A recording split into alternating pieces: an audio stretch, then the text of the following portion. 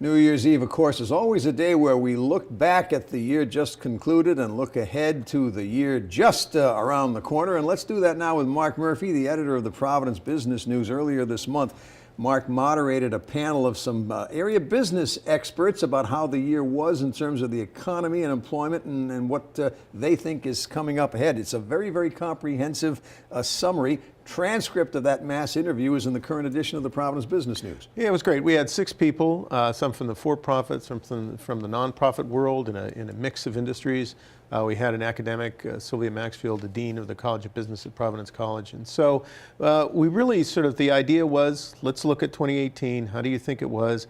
And what does that tell us about 2019? And the Dean at PC mentioned the home sales as a big factor indicating how good the economy was. Well, and for her, I think that she was talking about a lot of the things that happened in the early 2000s, which is people leveraging their homes, doing home equity loans because of the rising prices. So they felt more wealthy, and so that would buttress and in fact encourage consumer spending. She says she doesn't see as big an increase in home values coming forward, so I think that she says the economy is likely to slow down a little bit, although everyone seemed to think there would be growth coming. Yeah, and in fact I think it was the COO of Washington Trust who said, it was a great year in terms of the economy, but there are some factors in 2019 that could slow the economy.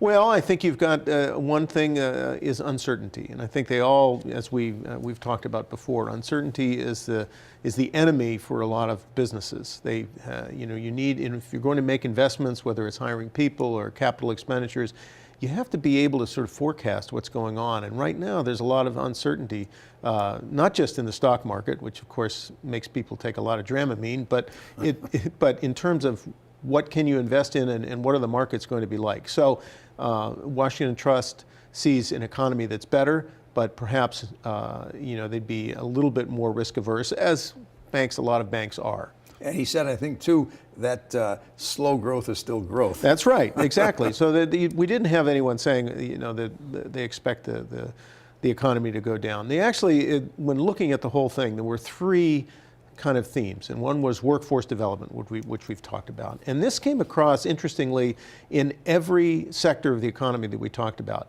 Even in we had Michelle Letterberg from Blue Cross and Blue Shield. She's the chief administrative officer, and she said they're having trouble finding people, and for them, it's about data. So they don't actually have as much control or understanding of the data that they generate. And she said that's really sort of for health insurance is the next step.